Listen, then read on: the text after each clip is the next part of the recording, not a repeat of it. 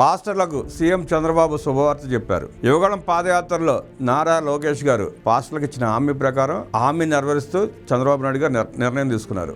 Good Friday ముందు రోజు రాష్ట్ర వ్యాప్తంగా ఉన్న పాస్టర్లకు తీపి కబురు చెబుతూ నెలకు 5,000 చొప్పున గౌరవ వేతనం విడుదలకు సీఎం చంద్రబాబు గ్రీన్ సిగ్నల్ ఇచ్చారు. కూటమి ప్రభుత్వం అధికారంలోకి వస్తే పాస్టర్లకు గౌరవ వేతనం ఇస్తామని ఎన్నికల సమయంలో ఇచ్చిన హామీని నిలబెట్టుకున్నారు. రాష్ట్ర వ్యాప్తంగా 8,427 మంది పాస్టర్లకు నవంబర్ వరకు 7 నెలల కాలానికి యువగళం పాదయాత్ర సమయంలో పాస్టర్లకు గౌరవ వేతనం అందిస్తామని యువనేత లోకేష్ సైతం హామీ ఇచ్చారు. ఇచ్చిన మాట ప్రకారం అధికారంలోకి వచ్చాక కూటమి ప్రభుత్వం హామీని అమలు చేసింది. కాగా రాష్ట్రంలోని పాస్టర్లకు గౌరవ వేతనం చెల్లింపుల కోసం 30 కోట్ల బడ్జెట్ను మైనారిటీ సంక్షేమ శాఖకు రాష్ట్ర ప్రభుత్వం విడుదల చేసినట్లు మంత్రి యనమల ఫరూక్ ఒక ప్రకటనలో తెలిపారు.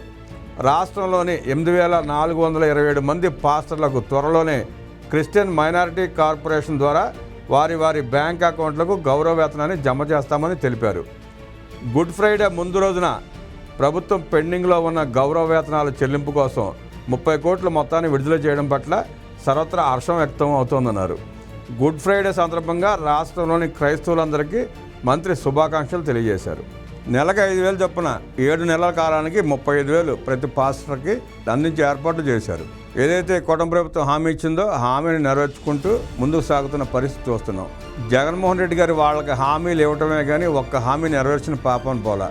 ఆయన అవసరాల కోసం వాడుకోవడమే తప్ప వాళ్ళని ఆ వర్గాలకు కూడా జగన్మోహన్ రెడ్డి గారు ఉపయోగపడిన దాఖలాలు లేవు. అదే చంద్రబాబు నాయుడు గారు కానివ్వండి, లోకేష్ గారు కానివ్వండి, ఇచ్చిన ప్రతి హామీని నెరవేర్చుకుంటూ అభివృద్ధి చేసుకుంటూ పరిశ్రమలు తీసుకొస్తూ సంక్షేమాన్ని కూడా స్పీడ్గానే తీసుకెళ్తున్నారు.